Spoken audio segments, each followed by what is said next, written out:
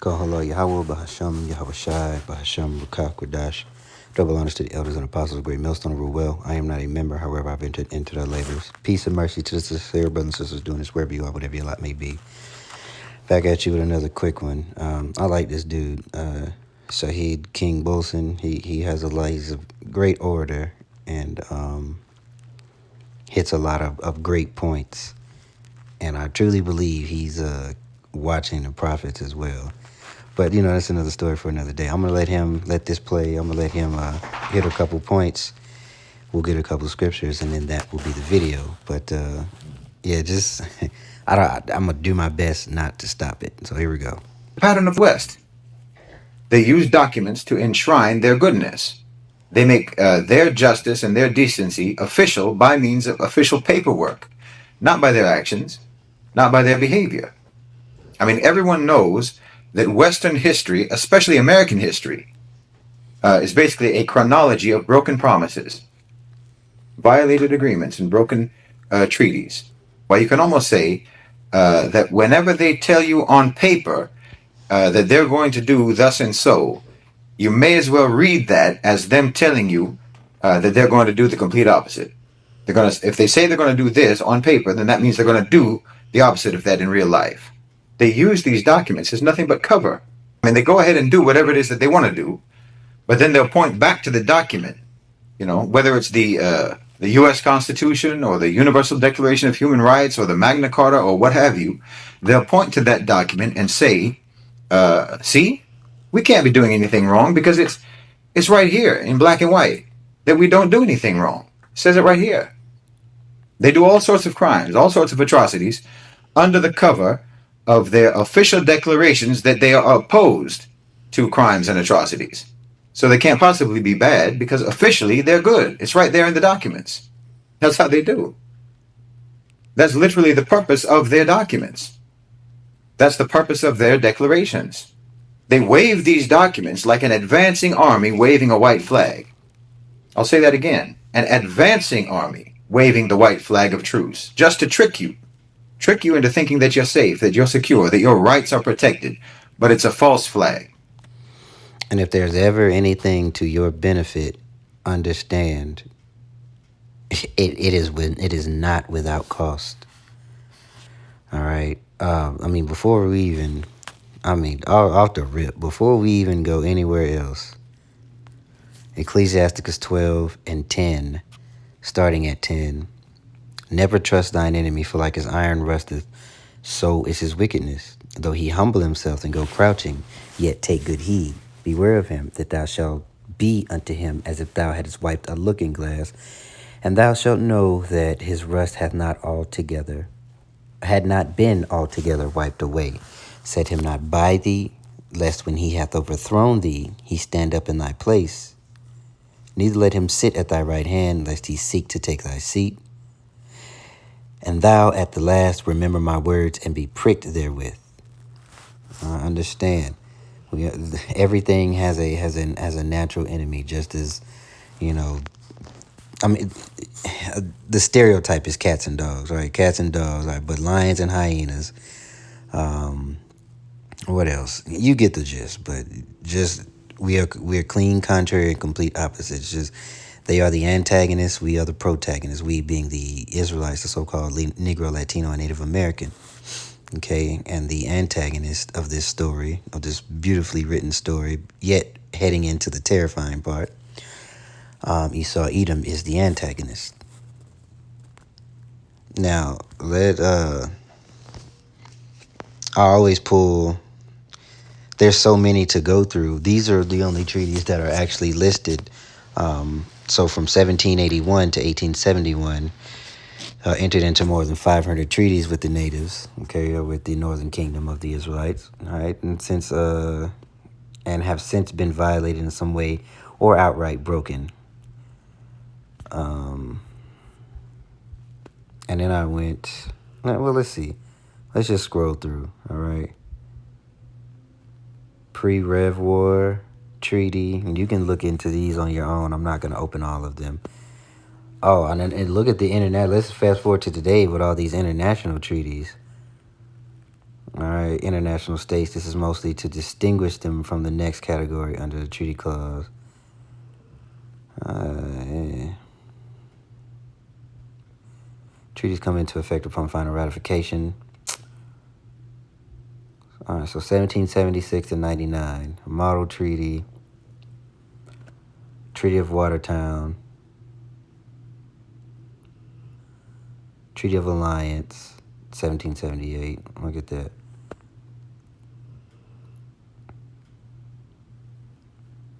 Treaty of Friendship. Oh, that one says it's unbroken. Let's see. 1786. Treaty of Friendship with Morocco. Formally recognized their 1777 recognition of the United States. Oh, Morocco. Okay, that's what, like with the Moors and stuff. That isn't the one that the government made. Okay.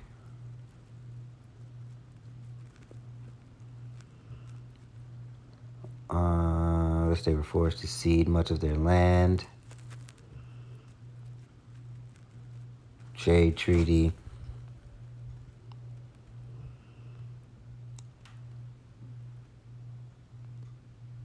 Greenville. Used to 1800 to 1849.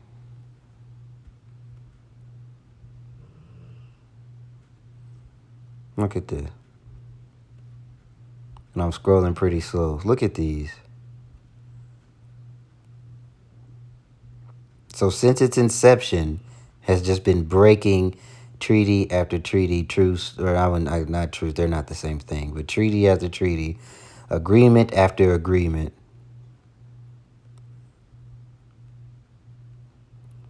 Good grief.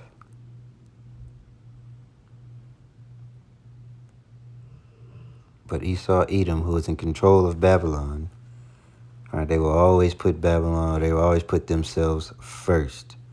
There is nothing to your benefit. All right, so when this devil finally comes out and says, hey, I got this thing for you. I know, the money's bad, everything's bad, every cancer is rampant all over the place. These are the problems I created. But still, never fear. I have a solution for you. It is a fix-all, be-all, end-all, be-all, fix-all. Just give me your right hand or lean your forehead down, and we're going to get you right. Nothing is for your benefit. And these are the same, if you read through the book of Maccabees, especially all through First Maccabees, where it lays the foundation of where this beast system first started, where it got its inception, which was Greece, and then later on those same Edomites were Romans. And while Judas Maccabees or Mattathias then Judas and then his brother, as they continued on in the fight to protect the laws and protect their culture, in the heritage and the temple, there were a couple of Greek leaders or so-called Greek leaders, and they, would say, hey, we gonna come and take care of you, blah, blah, blah, blah, blah. Just, here's a treaty, or let's have a truce, because we tired of y'all whipping our ass with minimal manning, and we got all these elephants, we got everything, so here's a truce. But they didn't keep it. And you can go and find that on your own. You just need to read through the entire book of Maccabees. I mean, Maccabees' second chapter or second book is great, 3, 4, and 5 as well. But the point that we're going to hone in on, as far as not upholding their honor as these devils, is in the first book of Maccabees. Man, that just came to me too. Habakkuk 2 and 3 has been coming out quite a bit.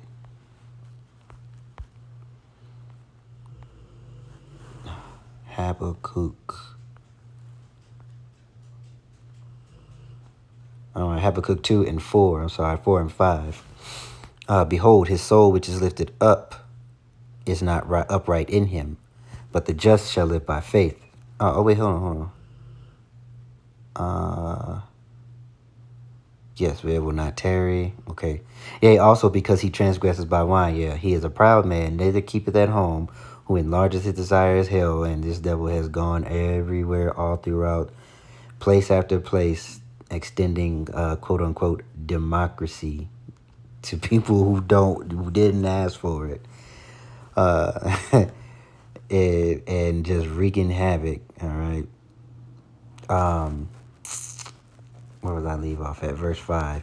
Yea, also because he transgresseth by wine, he is a proud man, neither keepeth at home, who enlargeth his desire as hell, and is as death, and this they are, and cannot be satisfied, but gather unto him all nations, and heapeth unto him all people.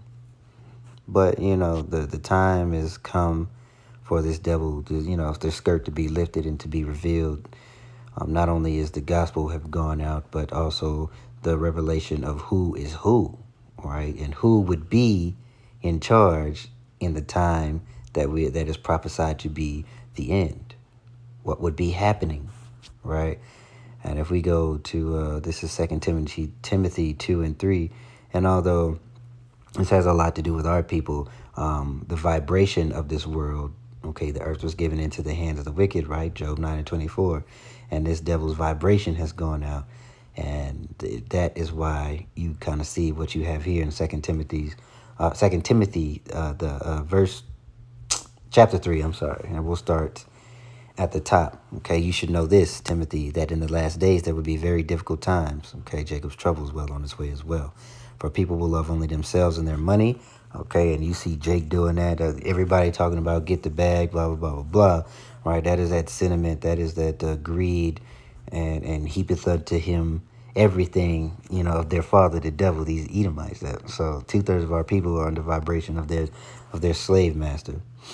Okay, they will be boastful and proud, scoffing at Yahweh or scoffing at power. Okay, disobedient to their parents and ungrateful. They will consider nothing sacred. And this is to a T, right? This is to a T. And all you got to do is open your app and go on Instagram or TikTok or Twitter. God forbid. Oh, Lord. Twitter is nothing but porn. Anyway. They will be unloving and unforgiving, and they will slander others and have no self-control. And that is the vibration of, especially, and I'm focusing on our people, that is the vibration of Esau Edom, right? Who sold his birthright for one morsel of meat. Ain't that what he did? Oh man, damn, man, let me get that. I know Paul was in Paul's writing. Poor for one. Damn. I think it's morsels of meat. Oh, yeah.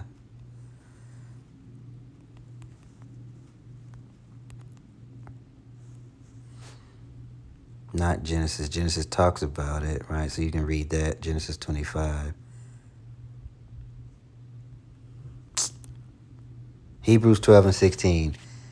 That's what we're looking for. So let's go to that real quick. And then we'll come back to 2 Timothy. And that was in the NLT, by the way. Hebrews. All right, I'm going to go straight to the point.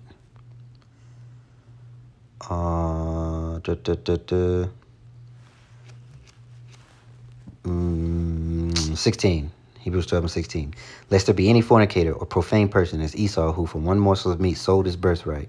All right, for ye know how that afterwards, when he would have inherited the blessing, he was rejected, for he found no place of repentance, though he sought it carefully with tears. Right, so he willingly forgave for he sold it fair and square, which was already ordained in the heavens. Sold it fair and square, and then tried to backdoor. He tried to backdoor Jacob. It was like he stole it from me. He talking to Isaac, talking about he stole it from me. You a low down man. But Shahid puts it pretty well. So let's let him finish, and it will. Oh, hold on. I never finished 2 Timothy chapter 3. Okay, so they will be unloving, forgiving, slander others, have no self-control. They will be cruel and hate what is good. And is that not the vibration? Anything that is good, anything that is decent, anything that is of order, right? It is hated. They will betray their friends, be reckless, be puffed up with pride, and love pleasure rather than Yahweh, right? Feed their bellies. They do what they will do as thou wilt, right? They're gonna. All of that is going to be hinged upon what they want, not putting the Lord first. Okay, they will act religious, but will reject the power that could make them godly. Good grief. And do you not see that? And I had a different direction I wanted to go for this video, but apparently this is where the spirit wants it, so this is where we're going to stay. Okay, stay away from people like that. Not only 2/3 of our people, but Esau, Edom, because that is not a, all right, never trust your enemy. This is the vibration. This is all of what we read is his vibration that is put upon the earth, and 2/3 of our people have adopted that. All right, so let's finish what he got to say here, and then that'll be the video, man. I think we bounced around. However, through the spirit, I feel like a point was made. How many agreements and how many treaties did they sign, for example, with the Native Americans, the indigenous people of North America? How many treaties and agreements did they sign? Is there even one that they didn't break? The Trail of Tears is the Trail of Tears, or was the Trail of Tears, because it's a trail of broken promises, broken treaties, and broken agreements, all of which were made with the most solemn declarations of absolute sincerity. That's how they do. That's what they've always done. They write these fictions on paper just as a tactic of misdirection. And then when the reality of their actions contradicts those fictions, then they tell you to believe what they wrote and not what they do. Because Exactly. And that is another form of narrative control. Hell, they do it every 4 years, and niggas fall for the same shit over and over. But I think this one's a little bit different. A couple more people kind of, I guess, a little kind of coming out of the stupor or whatever. But yeah, narrative control and also history. There is an official story, and that is what is deemed history. But we are coming to see that all of that was a lie. Lie on top of lie, on top of lie, on top of lie. Because that is what they do. Come out the womb. Come out the womb lying, ain't it? Let me see.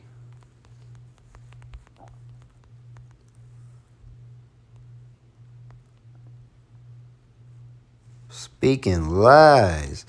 Psalm 58:3.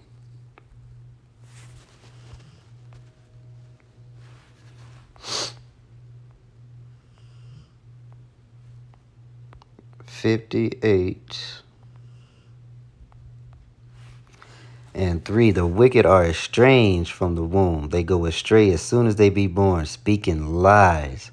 Their poison is like the poison of a serpent. They are like the deaf adder that stoppeth their ear. And that's what whenever they main ones trying to stop this truth from going out, they will. But a hypocrite have nothing to say about the blue and white national flag people over there committing all kind of hell, raising all kind of hell for nothing. But as soon as somebody brings out the truth of the Bible or insincerity, now you're the worst thing going. It's crazy. Just another form of narrative control, yet again.